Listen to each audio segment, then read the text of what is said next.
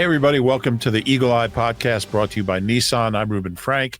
That's Dave Zangaro. Now, he's on a rest day. He's on load management day. So he's here, but he's not really going to participate too much. He might do a couple little drills here and there. But, he needs the rest. He's kind of worn down. He's gotten a lot of work the first 10 weeks of the season. So load management day for Dave. And I'm just going to do all the talking this podcast like we used to about 7 years ago. When I do it by myself. So Dave's there. He's going to rest. He might chime in here and there, but for the most part, Dave's got to get his rest. There are a lot of people who are probably really happy right now. This is what I signed up for in the beginning. This is good. Yeah, 2 games in 5 days. Yeah. It's a lot. Yeah, travel. Mm-hmm. You got a trip to Dallas this weekend. I like that in this scenario, I'm Jalen Hurts and you're Kenny Pickett. Sounds about right.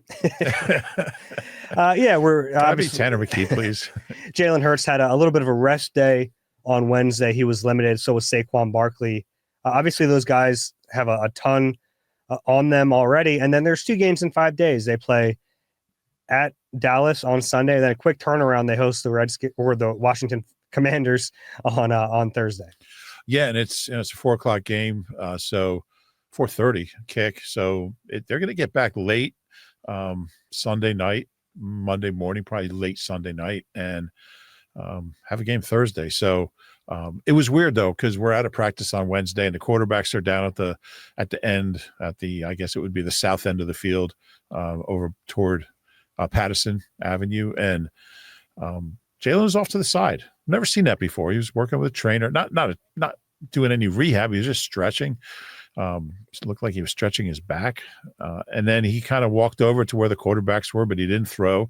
He had a brief conversation with Nick Sirianni. He did. After the stretch. Yeah. And then Kenny Pickett took the first throws and then Tanner and then Will Grier.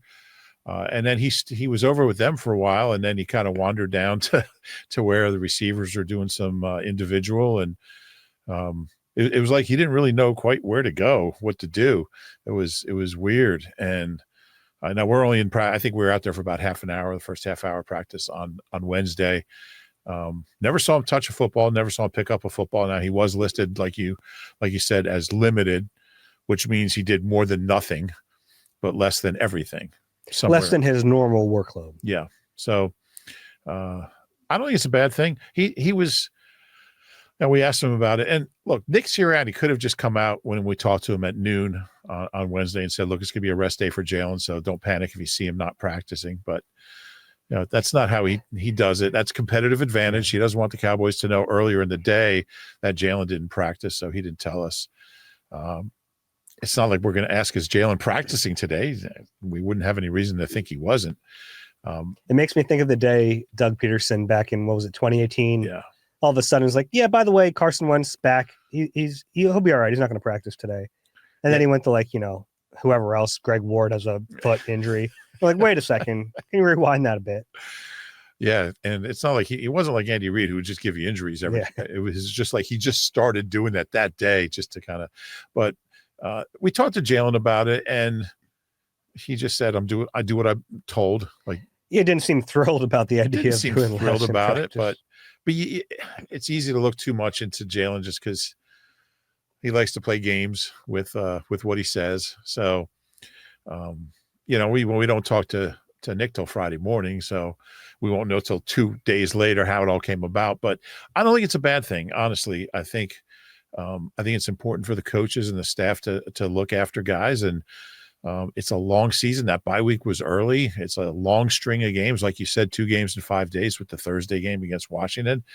And it's a lot. And, the way he plays the game, and this goes for Saquon too. I mean, they both play the game in a very physical way. Jalen's out running. He's going to get hit. Saquon looked like he wrenched his back a little bit on the backwards hurdle play. So I'm all for it. I think it's smart. And, the biggest thing for this team is getting Jalen to the finish line, to the playoffs healthy. And, whatever it takes to do that, I think is the right thing. Yeah, I think it makes sense. And we'll go through all the injury stuff to start out this week. Obviously, the Cowboys have some injuries of their own we'll be monitoring. We have Eagles-Cowboys matchups. We'll talk about the rivalry a little bit too. And then at the end, we have a bunch of really good questions that we want to get to. Jalen. Okay. You all right? Yeah. Those are just a lot of words there. I just want to make sure you're not Okay. overdoing it. Yeah, I think I'll be okay. Okay. So Jalen and Saquon to start the week both rest. The good news is A.J. Brown practiced and Dallas Goedert was back as a full participant. Yeah, and that was important. Not too common where you see a guy who's been out a few weeks come back as a full. Dallas said he said this was the latest that he wanted to be back. He was hoping for last week. He said he probably could have played last week. Yeah. And look, the Eagles are always going to be conservative about these things. And I don't think that's necessarily a bad thing. It's frustrating for the players, but you'd rather have a guy wait that extra week than come back too soon. And it's not always clear cut what the best time is. Especially with soft tissue injuries. Exactly. And really hamstring is the one that. But he said he felt great. Time. Yeah, he said he felt really good. And,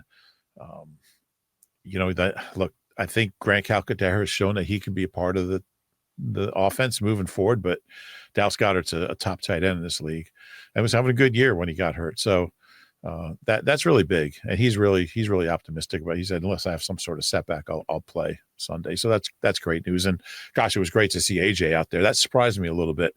Thought they might give him Thursday off and then come back maybe limited or Wednesday off, come back limited Thursday and then see how he's doing. But he looked good out there. So yeah, and we're recording this before Thursday's practice, so things can change.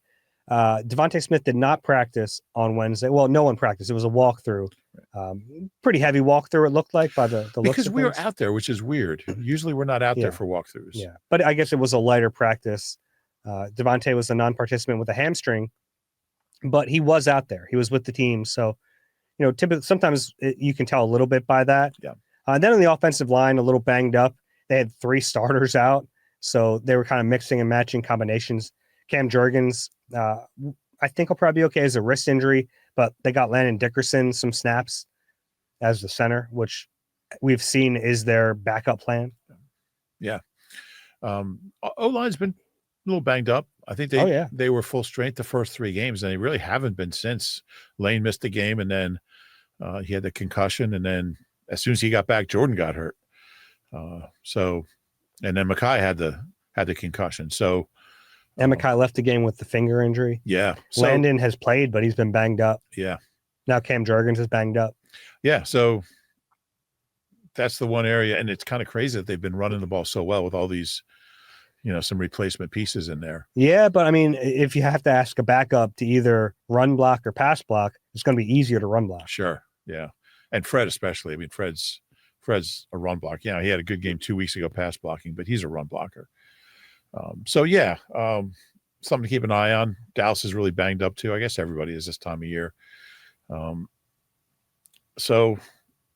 see who's out there on Sunday. I think Eagles will be close to full strength though. Yeah, and they're in a better position than Dallas just by the sheer fact that Dak Prescott is out. Yeah. The quarterback's out. It's a big deal. Jalen Hurts is going to play in this game. So no matter what the Eagles have going on, the Cowboys have it worse right now. Yeah, no, there's no question. And Dak's been a nightmare for the Eagles.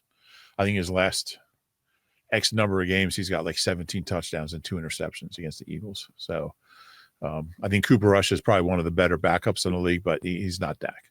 Yeah, he's not. And he has a 5-1 record, but it's not like he's played lights out. And since you said that, he's got a 5-1 record. In those 6 starts, the Cowboys have averaged 20.2 points per game. So it's not like he's putting up huge numbers. But he's efficient and he's smart.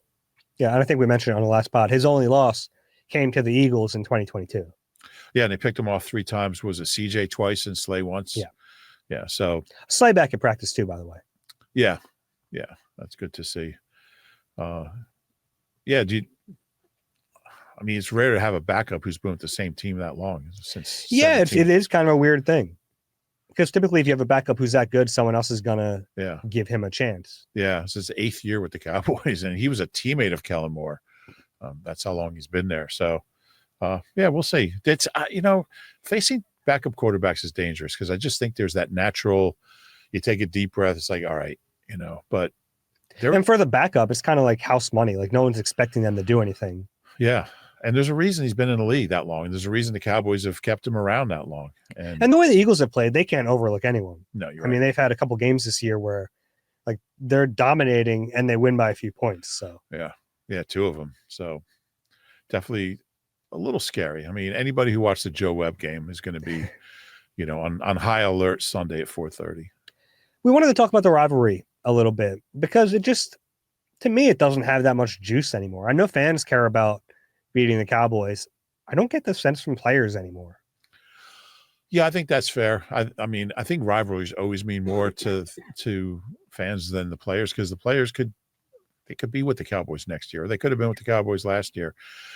For a guy like BG, who's played his whole career here and he's seen a lot of crazy Eagles-Cowboys moments. But for most of these guys, they understand the importance and significance of it being a division game. Yeah. But as far as like hating Dallas, I don't think they feel that. And we talked about that earlier this year when Slay goes on a podcast with Micah Parsons. Like, now the content of that is what made a lot of people mad, but like just the fact that he was on that made some people mad. And I get that. Yeah. But I think that's something that free agency has really changed. And going back to, when free agency started, early 90s, is those natural rivalries. I mean, because back before free agency, most people, not everyone, but most guys just spent their whole career with one team, and there were trades, and sometimes guys would, would get released and show up with another team. But for the most part, if you were a Packer, you spent your whole career with the Packers. So Packers Bears meant a lot more than it does now, because you could be a Packer this year, a Bear next year. I mean, who was the running back who was with the Eagles one year, the Giants the next year? Was it Dorsey Levens? He was with the Eagles one year, the Giants the next year, and the Eagles the year after that. So, like, it's these guys want work. They want to get paid. They want to get a job. And it feels like it's more of like a fraternity of players, instead of like separated by teams. But it does mean a lot to fans, and it's interesting to me. I think the Cowboys rivalry. I think it, and it was a good rivalry early, but there were long periods where the Cowboys were really good and the Eagles weren't, and then the Eagles were really good and the Cowboys weren't. There have been a lot of periods, like the last few years was one of the first times they were both good for the same time. Like in a way, like it kind of built up the rivalry though, because it was easy to hate on the Cowboys. Like in the 90s, I mean, they were a really hateable team. Sure. Yeah. Like I grew up in this town, like when the Cowboys were good, and it was like, and you had the bandwagon people, and it was irritating. Well, I think for me, and I started covering the team when at the end of Tom Landry's run, and Buddy came in, and just like the Cowboys were the NFL establishment, they were like the clean cut, old school Tex Schramm, Tom Landry, Staubach was gone, but just kind of that kind of thing.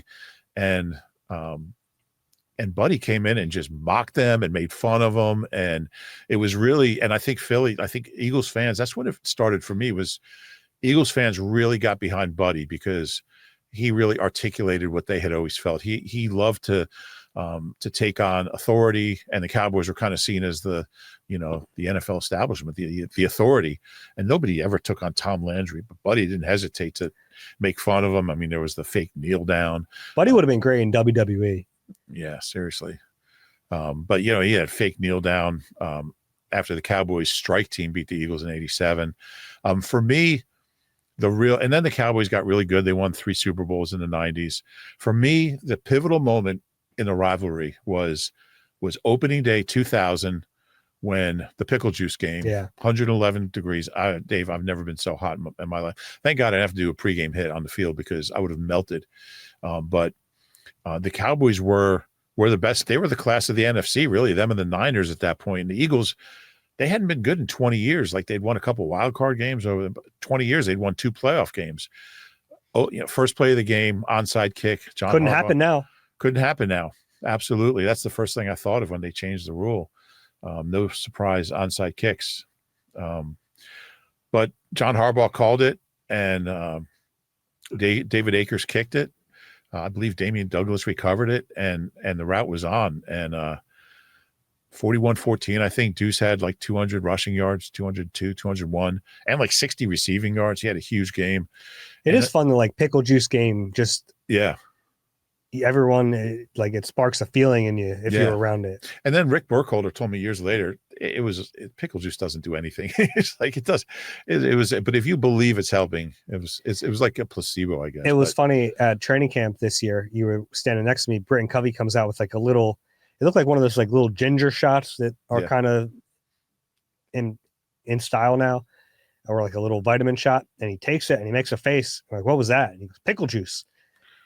And then we started thinking, like, there's no way he even knows about the pickle juice game. He's too young. Right. Yeah. But that's when the Eagles got good. And I mean, they've had like 4 losing seasons since then. And Dallas has won like 3 playoff games. So it was real changing of the guard. And I still think that onside kick was one of the most pivotal moments in Eagles history, because that was their sign to the league that we've arrived. They were bad the first year, in Andy's first year in '99. But when you did your book, where did that rank? Do you remember? It was pretty high. I have to look it up, but it was in the top 20. Yeah. It was a fun play to write about, because if you watch the video, like the Cowboys were they were all worried about the heat and everything, and they were just totally unprepared for it. Hugh Douglas got up in front of the team in the locker room before the game, and he said, "First guy that complains about the heat is going down." He said, "I don't want to hear it. Let's go kick their ass. I don't want to hear any excuses. Let's go out there for 3 hours. It's going to be hot. Let's go deal with it." And what's crazy is since then, Andy's had 3 losing seasons. That was 25 years ago. Yeah. He's had 3 losing. I'm giving him this year. He's 8-0. I think we'll win one more. I think he'll win one more. So for me, that was, and there's been so many great moments, but the 44-6 game, when they got into the playoffs, that was cool. That was really cool. What was that? 8? That was 08. Yeah. A bunch of stuff had to happen. I think. And once the other stuff happened, it was like there was no way they were going to lose that game. The Raiders had to upset Tampa, and Tampa's quarterback was Jeff Garcia, and a kid named Rashad Baker picked him off in the 4th quarter to secure the win. And that play put the Eagles in the playoffs. Rashad Baker was from Woodrow Wilson High School, which has a different name now. I forget what they call it, Camden East or something. Yeah. But he was a South Jersey kid. Really good triple jumper. I think he was a state champion. You knew that was coming. But yeah, that was a great one. The 40-46 game. 2 like 90-yard plus fumble returns by the Eagles in that game. Hosea Johansson and who was the edge rusher who had one? Chris Clemens. Okay. Yeah. So a lot of great moments. The one we were talking about before the show was the Jordan Matthews walk-off. Yeah. Overtime. Yeah. And then I think the Cowboys won in overtime the next year, I believe, down there. Which player on the current roster do you think hates the Cowboys the most? I'm trying to think who played there. Kellen Moore count? No. I don't know. I mean, Lane or BG is the obvious answer because they've been around so long, but CJ might hate everyone. That's always a good guess. Yeah. Sidney Brown in his locker has a Dallas Sucks like giant necklace that was gifted to him by a fan.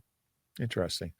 But yeah, I don't know if any players really hate any team like they used to and like fans do. Unless there's a personal reason for it. Yeah. I think the team cut them, yeah, I think there's players in that locker room who hate specific teams because of what, not giving them opportunities and that kind of thing. But that's a little different. Yeah. All right, let's take a break. On the other side, we'll talk about this specific matchup in the game, and we have a bunch of good questions we want to get to. You deserve a car that thrills you, a car that puts goosebumps on your goosebumps.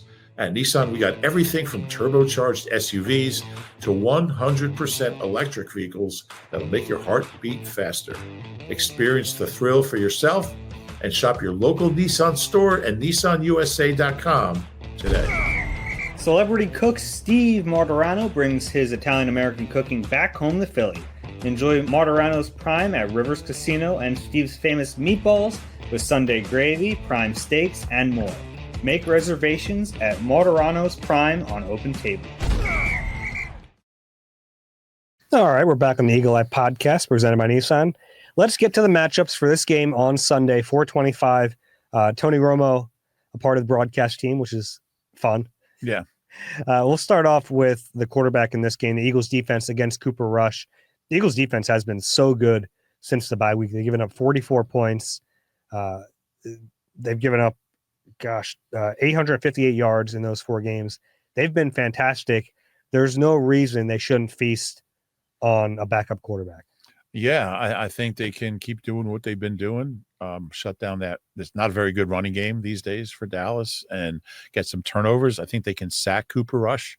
I think it's should be a good game for the edge rushers and interior guys. I think look, they've played well against better quarterbacks than Cooper Rush over the last period. So I think it's going to be an opportunity for another big game. Now, how much did the Jonathan Mingo trade change your outlook on this game? Well, I know the line really flipped, but it was the odds makers were going nuts. They were like, "What do we do? What do we do?" Yeah, it was an odd move, but they gave up a 4th-round pick for him. Yeah, they did. Yeah, and it's fine if you want to trade for a guy who's like fallen out of favor and he hasn't been good, but to give up a 4th is a lot. Yeah. I didn't get that, but I think it's a real opportunity for the defense, like you said, to limit this team to 17 or fewer points, this offense, and have another big day, which would be huge to go into that Washington game 7-2, and that would be quite a game. It would be. We talked about this, I think, on the last pod. It's such a shame now that Washington game is on short rest for both teams. Yeah. In the beginning of the season, it seemed like maybe that's not going to matter, but now it's such a big game, and you're not going to have both teams at their best. Yeah, you don't really see the real team on a Thursday night game, and they're rarely good games, I should say. It's just it's playing 2 games in 5 days I think it's unhealthy. I think it's dangerous. You know what's funny? Most players hate it. Jason Kelce liked it. He liked the bye coming up. He liked the extra little mini bye. He did, yeah. I remember him saying that. And that'll be good. He was beat to hell anyway, I guess. So what did he care? Yeah. Whatever happened to him? You never see him. He disappeared after he retired. Been invisible. Yeah. I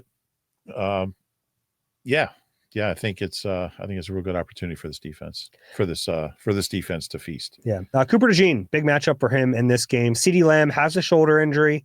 It looks like he's gonna play in this game, and they've done this with years for CeeDee Lamb, but he lines up a ton in the slot. I'm excited to watch that. Yeah, I think you wrote in your somewhere that he's actually lined up more this year inside than outside. It's that way every year. He lines up a ton inside. Yeah, and Cooper DeJean has been so good. He's been so solid. You have a number here where he's given up. 9 catches? I don't even see it here. 14 catches on 21 targets for 97 yards. So 14 catches, a couple catches a game, but for 97 yards, I mean, that's incredible. I mean, he's such a good tackler. He's always in the right place. He's physical.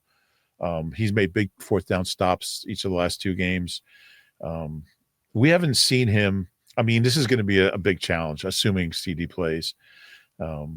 It'll be the biggest challenge he's faced. I'm really curious to see how it goes for him. I mean, CD will catch a ball on him, couple. I think he's got the right mentality about, if it happens, just put your head down and do it again. Yeah, I mean, Lem's really good. He's one of the best receivers in the league. He can play inside, he can play outside, he can do it all. So it's a tough matchup for Cooper. But the thing I've been so impressed by with these 2 young starting corners in Cooper DeJean and Quinyon Mitchell is that they just look ready for the challenge. Like they embrace it. Whereas you could understand a young player being thrown into the fire and kind of having wide eyes and not really being ready. They stand up and they're like, I belong here too, which I think is a really good sign, especially at that position. Yeah, I was talking to Zach Bond about the youth on this defense yesterday, and he was talking specifically about Cooper and Quinyon. He said if there's nothing they do that says I'm a rookie. He said whether it's in meetings, at practice, just sitting around talking to them. He said, like, you have to remind yourself these guys are rookies. They're 21, and I think Quinyon's 23, I believe. Cooper's 21. But yeah, they just and Cooper hasn't even started 3 games, I think, officially. Played 4. Yeah. But it's they're both so much better. I thought they'd both be good. They're both so much better than I thought. Yeah, I thought especially Quinyon would be really good. Did I think he'd be this good this soon? Maybe not. Yeah, same. I mean, this team doesn't – I think one of the reasons this team they don't give up big plays. A couple leaky runs, but they don't give up big plays, and their coverage has been so good. I think a lot of the sacks they're getting are a direct result of Cooper being in there and coverage tightening up, and the quarterback just doesn't have anywhere to go with the ball. It was really fun yesterday. You and I were both there talking to Cooper DeJean about the Coop chants at the link. It's kind of amazing that this kid in his 4th game already, like, fans are behind him that much, and he has a very chantable name. Yeah. You do too. Yeah. Do you like having a chantable name? Yeah, I don't mind it. Okay. Yeah. I got a lot of, you just go to Acme and, people just line up going, woo. No, it was funny because I asked him about, like, the first time he heard it, he thought he was getting booed, which is pretty funny. He was like, I was really confused. And I figured it out. Yeah. And I think you said he's like the first guy since Deuce. I think so. Can you remember another guy who's had like a chantable name? If we forgot one, let us know. I mean, there's probably guys with chantable names that didn't do anything to deserve chanting. But, Deuce is like. I do remember when Bruce Hector was on that run, we got a lot of Bruce. No, we didn't get that. Yeah. So they've both been magnificent, but this will be a tough matchup for Cooper. And it's an important one because the Cowboys can't run the football. Not at all. So they're probably going to need to air it out with a backup quarterback, with a banged up number 1 receiver. You're starting to see how this is coming together for the Eagles a little bit. Yeah. And that leads us to the next one. Well, they're going to try to run. Yeah, good luck. Yeah. Maybe they can. The Eagles are really good against the run. And it's amazing. The Eagles have been so much better against the run in their nickel. Like early in the season, they had to go to the 5-man front to stop the run. And that kind of goes back to last year, too. Like, they were really good in the 5-man against the run. They got in the nickel, and all these big gaps are opening up. Yeah. They've been so much better in their sub packages stopping the run, which is a big deal because teams like to get you into those lighter box looks and then run the football on you. Yeah. The edges. Tyler Guyton, the rookie from Oklahoma, and Terrence Steele, the right tackle. They're both giving up. I did find where the right tackle would be. They both give up a ton of pressure. So yeah. Guyton might be good one day. It was kind of the thing in the pre-draft was like he needs a lot of work. Yeah. Super athletic, but wasn't a lot of people thought he wasn't ready to play.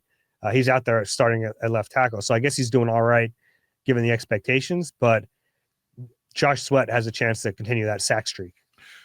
Playing really well. It's not really a streak because it was Sack 1, run. none, 2 or whatever, but you'd have to have 1 in each game to be a streak. It's more like a span. Okay. So you'd use the span finder for that one, not the streak finder. 5 sacks in 5 games, and he's finally looking like the Josh Sweat we've been expecting for quite a while. He's playing really well, and they're going to have a decision to make with him pretty soon. Good for him, by the way. Yeah. I mean, it was a weird offseason. He thought he might get traded, thought he might get cut. Then he has to sign a lower deal, come back, changes to the worst number I've ever seen in my life for a defensive lineman. You don't like that 19, it's huh? awful. It's still awful. What does Sweaty think? He must like it. He's having success. He changed it, so he must be happy with it. Yeah.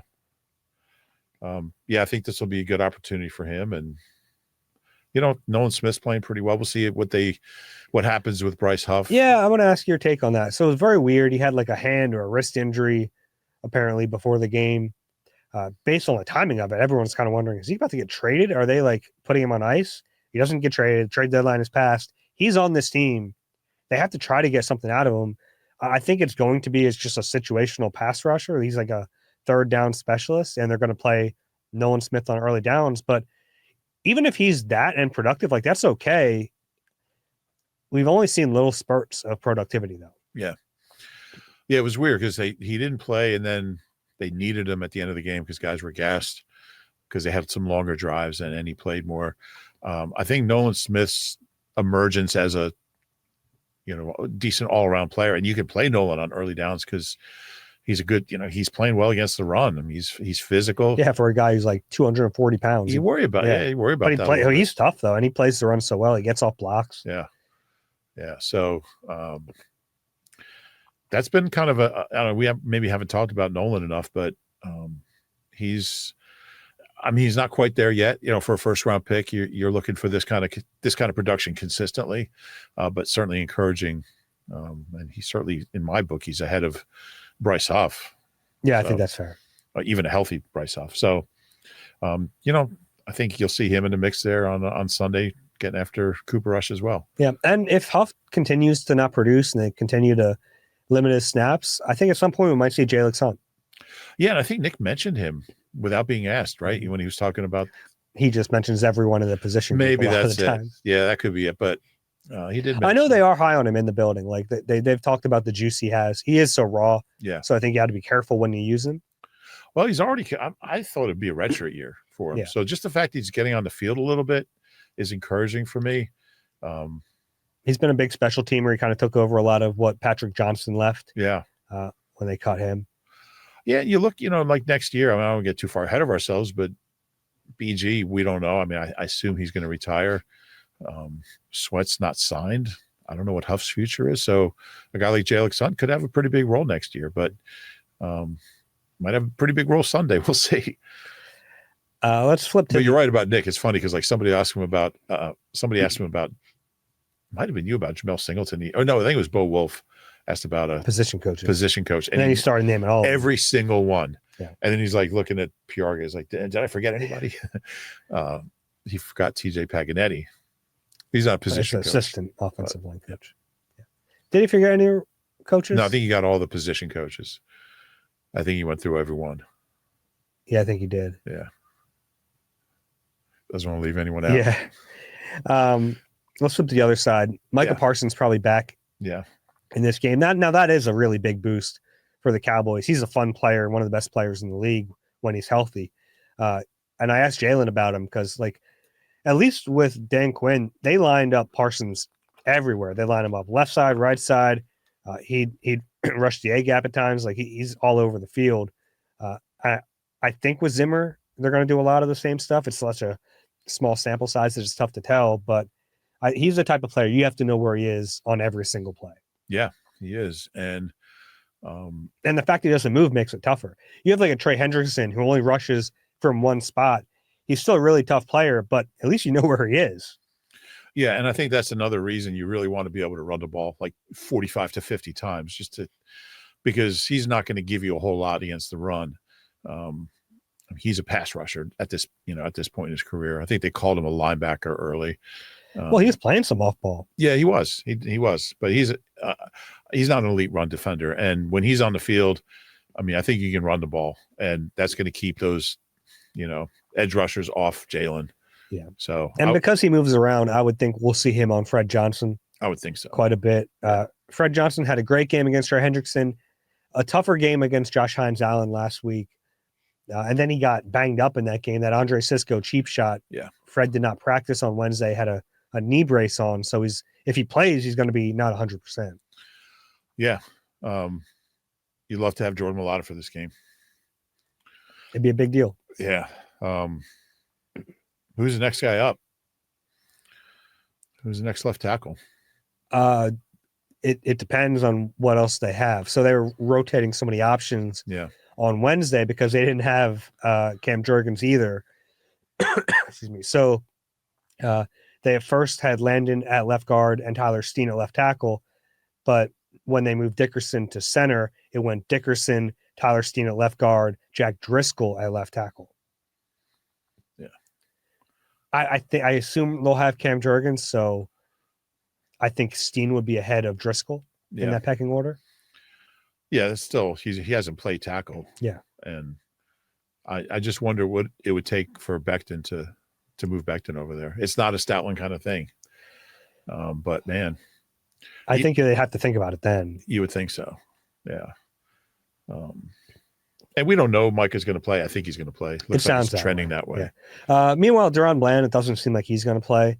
There was a chance he'd be back this week. So he's so good. He's really good. He hasn't played at all this year. So I think there was a hope there that he'd be back. It seems like maybe another week. So that's a nice break for the Eagles. They have Trayvon Diggs. He's good. And we'll see about the Eagles receivers, who's available. A.J. Brown.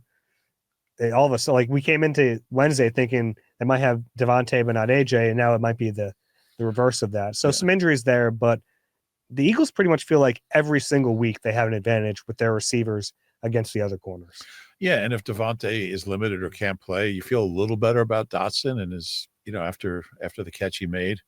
And you've got her back. So it's not ideal, but yeah.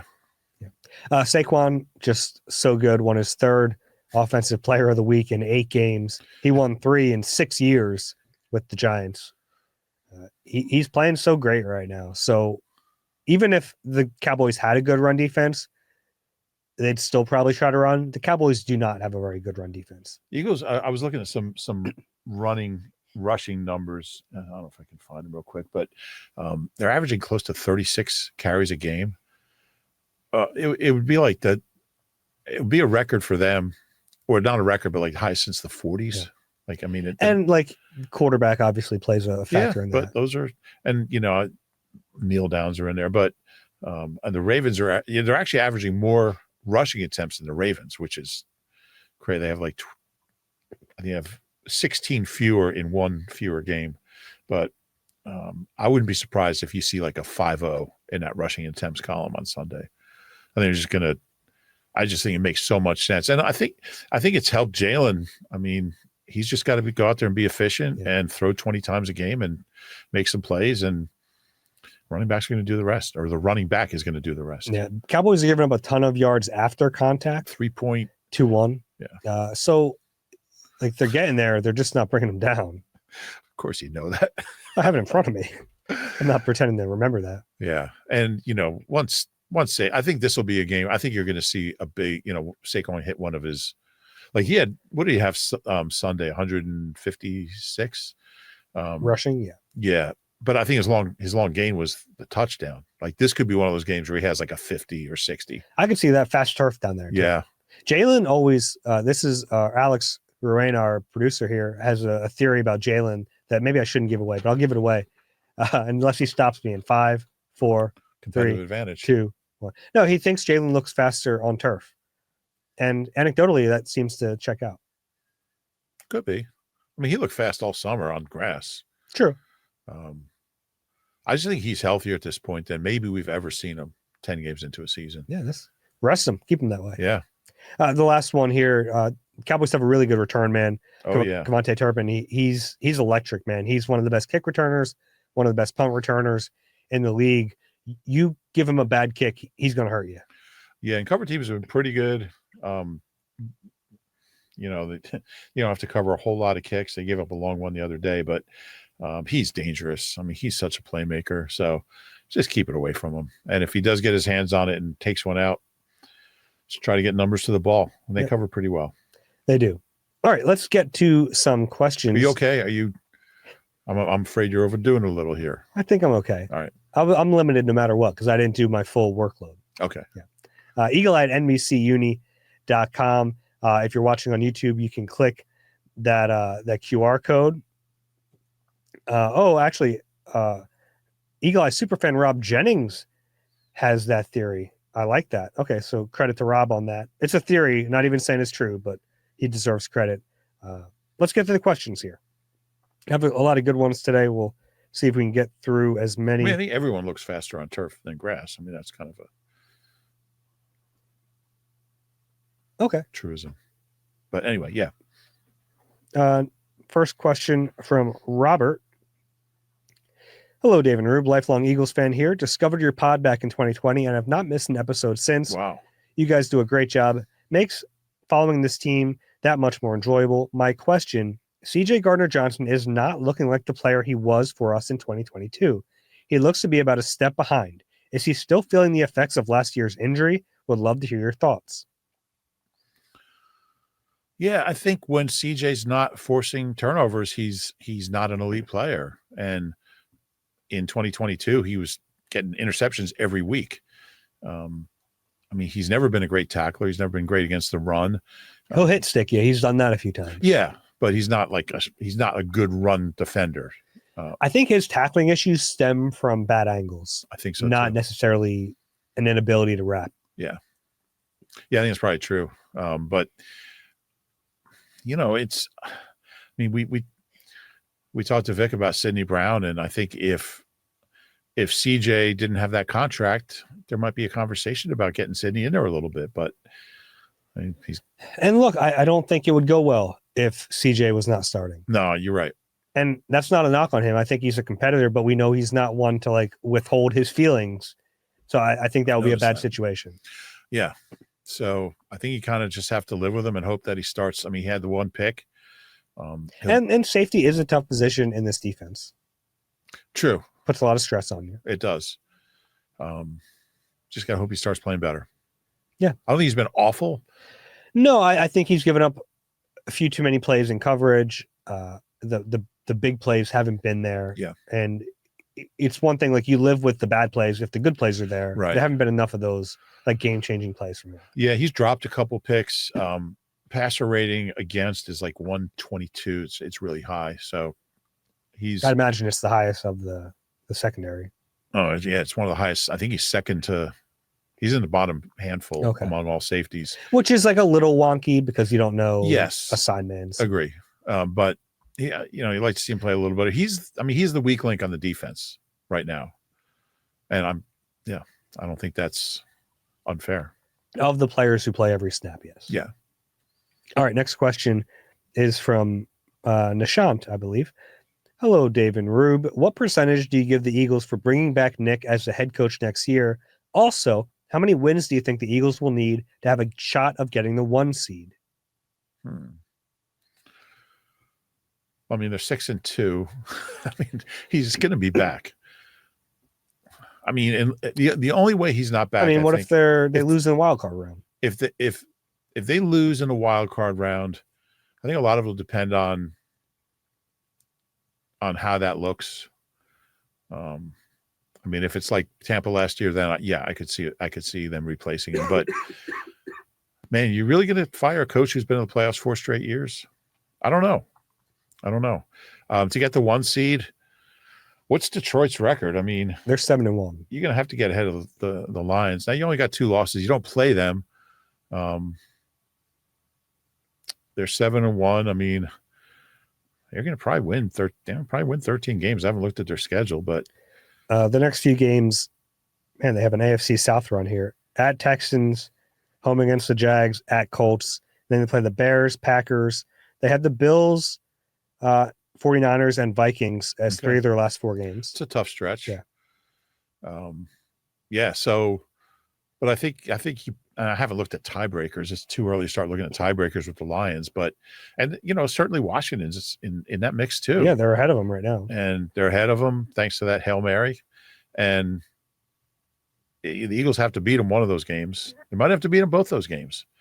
So, I think it's going to take 13 to get the number 1 seed. Probably about right. Last year, I think the 49ers got it with 12. Yeah. But it came the tiebreakers. Right. So I think it's going to be 13 this year, and you're going to have to. Well, let's see. The Eagles' losses were who they lose to? The Falcons and the Bucks were NFC games, so that doesn't help. Yeah. You'd like who have the Lions lost to? They had 1 loss. It was early, right? It was to Tampa also. Yeah. So you start looking at common opponents, but it's going to be tough. And I wish there were still 2 first-round buys, but there aren't. Yep. Next question is from Jason. Hey, Dave and Rube. Hi from Kansas. I love the show and appreciate you guys helping me stay connected to the birds. Everything sucks here except the barbecue.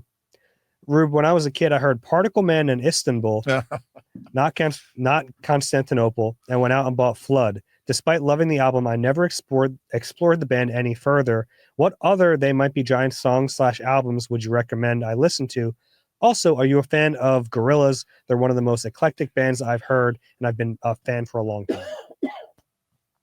So with They Might Be Giants, I mean, you start with the first one, which has Don't Let's Start and Put Your Hand Inside the Puppet Head and all those classics. Incredible record. I saw them at the Chestnut Cabaret when they toured that album, which had to be 89. I don't even know when it came out. And it was just the 2 Johns. It was Flansburgh and Linnell and a drum machine. That was the band. And at the end of the show, they introduced the band, introduced their drum machine. They're playing at Union Transfer, I believe, in December. And I believe I will be there. I saw them in when I was out in Houston for Villanova in the NCAA championship in the Final Four. They actually played like 4 blocks from the hotel. I walked over and caught them there. I've seen them about 10 times. They're amazing. But yeah, get the first two records, Lincoln and the first one. I mean, my favorite, they might be Giants songs. I think we went through this recently, but James K. Polk, song about one of our greatest underrated presidents, and the Mesopotamians, which is literally one of my favorite songs ever.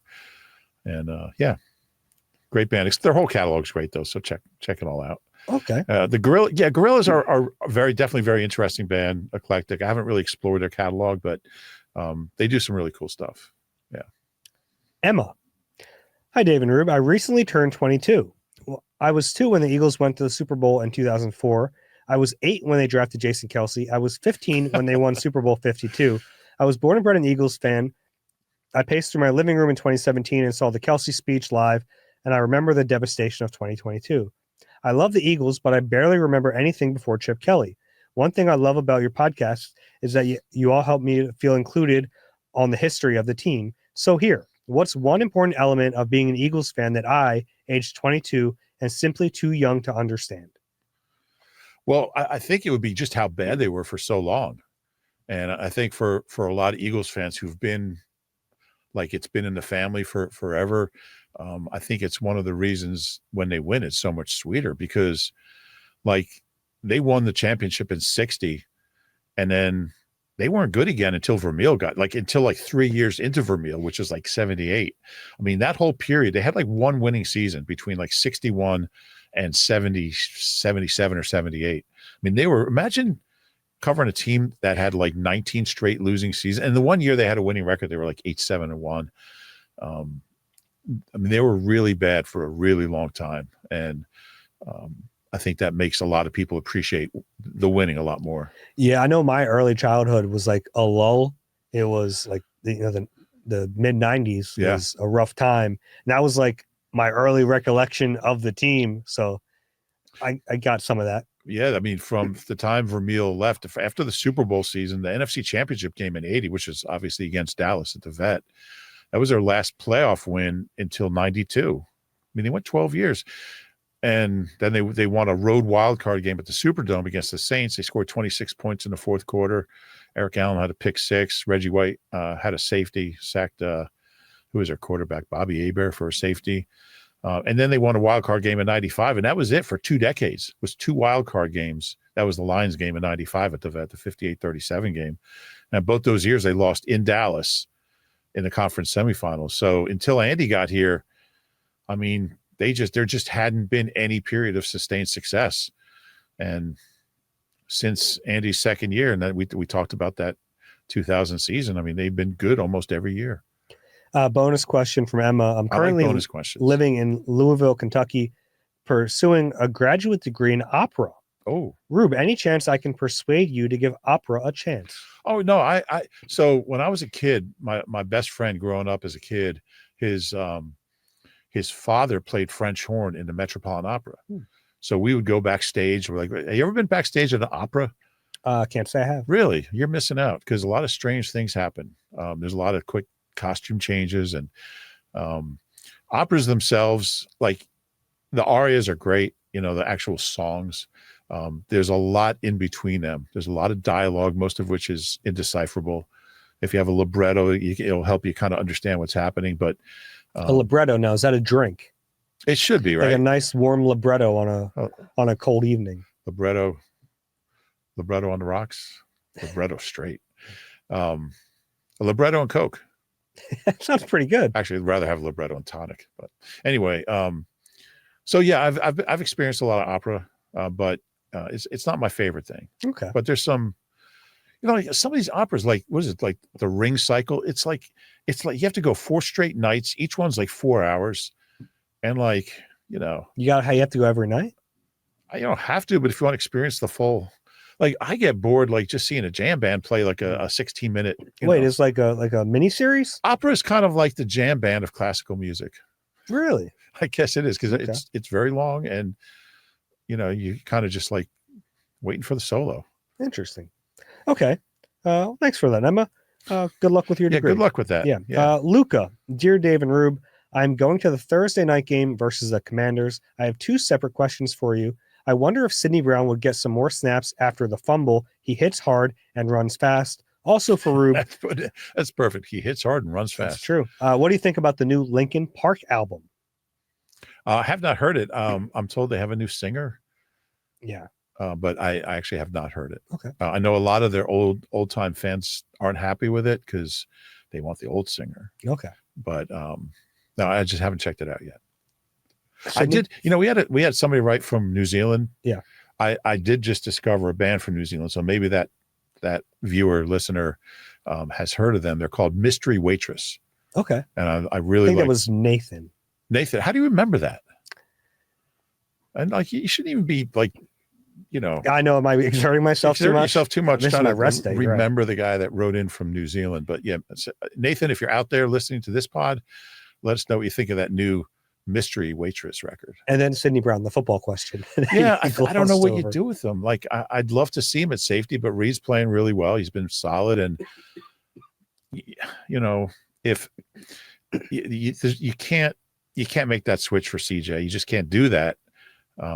Maybe at some point in the future, I'm sure they're intrigued by what he could give you on dime defense. package tomorrow. You're still talking about limited snaps. Sure, but at least some on defense. Yeah, I would. Yeah, I would do whatever I could to get him on the field without hurting any feelings. Yep. It's a good question. Next one from Nolan. Good morning, gents. Well, okay. For you, it was morning when you wrote this. For us, it's the afternoon. What are your thoughts, feelings around Jordan Davis within the organization? He has been almost as absent as Huff, but seems to go under the radar. Not to get too ahead of ourselves, but do you think this is the offseason the Eagles start looking for his replacement? Yeah, I don't think he's playing poorly. I think he's playing a position where, look, would I like to see him get more pressure on the quarterback? Sure, but I think he's been pretty good against the run. I think he's been pretty solid. Not playing a ton of snaps. What did he play? 22, 26 the other day? He was 21. You're ridiculous. Let's see if I have a game book in front of me. I don't think 21. I don't know why I even looked it up. There's something wrong with you. But I think he played 14 the week before at 12. But he's not playing a ton, but I think he's been – look, he was a high first-round pick, so you expect more. Yeah, he hasn't lived up to expectations. Absolutely true, but I don't think he's been awful. Looking for his replacement. I think they have a pretty good rotation. He does have a very specific role, though. Yeah, I think he's good at that role. It's just a lot more limited than it probably should be as a high pick. Yeah, and I think he's been good against the run. He hasn't been elite against the run, and when you draft a nose tackle 13 overall, you expect him to be elite against the run. I think the last month he's been really solid against the run, but you're right. Overall, he hasn't been elite. Okay. Want to finish it with one more here? Yeah. Last one here from Rich. Guys, I love the pod. Biggest decision of my day is whether I'm going to listen while conducting various daily activities or just sit and watch on YouTube. Anyway, tough call. Thought I'd chime in on the comments you both made about Sirianni's decision-making against Jacksonville. I agree with your comments that foregoing the field goal, especially against this team, going for 2 versus 1, etc. Where I take exception is criticizing him for the 4th and inches play call. If he made the play call, I would agree. But wouldn't that have been Kellen Moore's call? If so, why shouldn't the onus be on him rather than Sirianni? If he made the play call, it should be. We just don't know. And Nick overrides him other times. Yeah, and that was such a critical play. I mean, my guess is that it was a Nick call. It kind of seemed like a Nick call.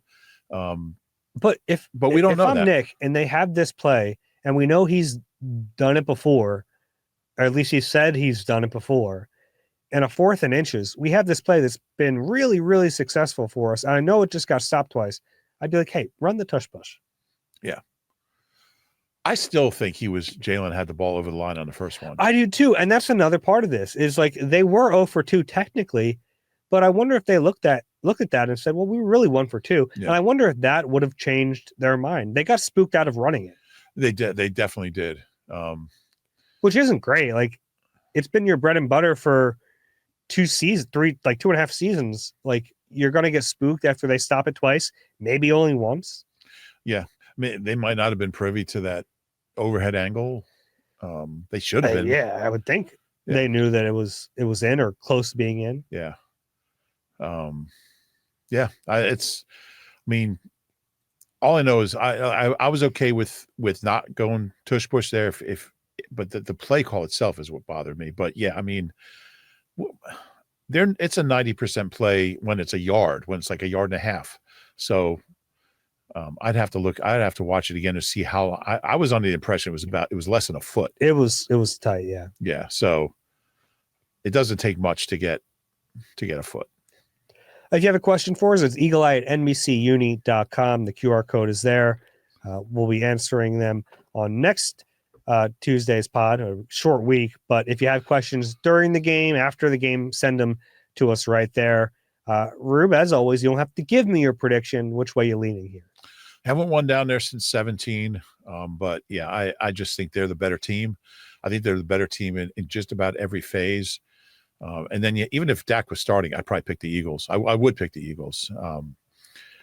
In a way, it's nice that he's out because it solidifies that decision, huh? I mean, I would have picked him. I think they just got to be careful not to overlook Cooper Rush because he's been in the league for 8 years for a reason. Yeah, 8 years. But I think they'll win, and I think they might win by double digits. Okay, digits. They should have last week. They should have a lot of weeks. Yeah. Saints game too. Mm-hmm. Remember when we thought the Saints were good? Man, they have fallen apart. Yeah. It's funny how that goes. Early season, the big wins aren't as big as you think, and the bad losses aren't as bad as you think sometimes. Yeah, it's funny how you look back every year at like, oh, who did they lose to? They lost to what? Those first 2 weeks, you get a lot of teams don't know who they are yet. They don't know what they're good at. They know what they're bad at. And sometimes it just takes a while to kind of figure out who you are. Yeah. Well, we're the Eagle Eye Podcast. We're presented by Nissan. For Reuben Frank, I'm Dave Zangaro. As always, if you enjoy the podcast. Who are you picking? I'm sorry. Yeah, I'm picking the Eagles. Okay. Yeah. I probably would have thought about it for a little bit if Dak was playing, but without Dak, I think it's a game the Eagles should win. If you enjoy the Eagle Eye Podcast, please rate and subscribe wherever you get your pods. If you're watching on YouTube, please click the like button and subscribe there as well. We'll talk to you guys after the game. Enjoy. Have a good weekend, everyone. This has been Eagle Eye presented by Nissan.